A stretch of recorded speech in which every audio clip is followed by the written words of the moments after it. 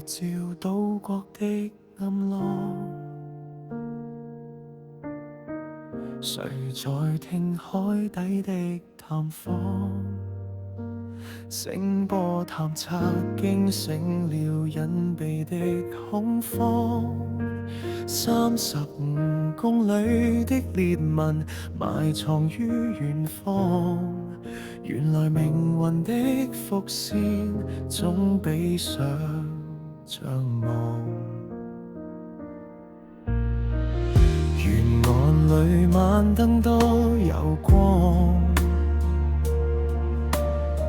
誰料到真陰的探訪，深海有吧跳起那7級的巨浪。當暴雨將自該，怨恨地殼的變更，還是看風光。沉淪或活過，誰亦要在這宿命裏遊蕩。如果朝聖裏注定要搖晃，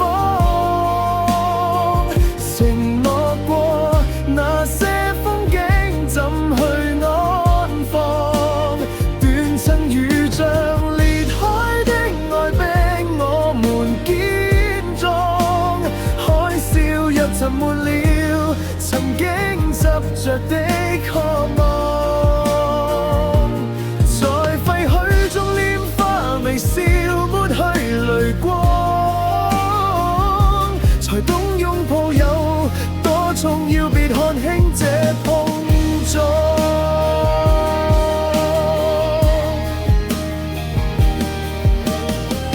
向轉金枝歲月多震盪，離合像地殼本難放。中央構造線算不出舒緩痛楚的配方，有些裂痕藏太深，才會叫這片安寧着涼。貪戀快樂終須習慣悲傷的爛帳，如果潮汐裏注定要搖晃，承諾過那些風景怎去安放？斷層如像裂開的我逼我們堅壯，海嘯若沉沒了曾經執着的渴望，在廢墟中拈花微笑，抹去淚光，才懂擁抱有多重要，別看輕這碰撞。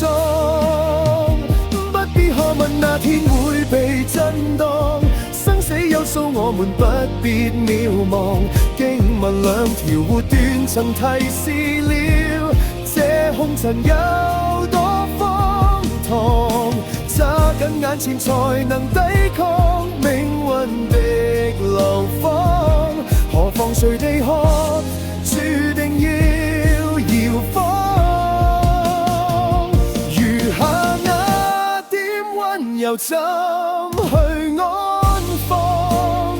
斷層其實是種驚是逼我們釋放，海嘯若拿獲了凡間所有的寄望，在廢墟中拈花微笑，吻過淚光，才知擁有如同這束隨年華釋放。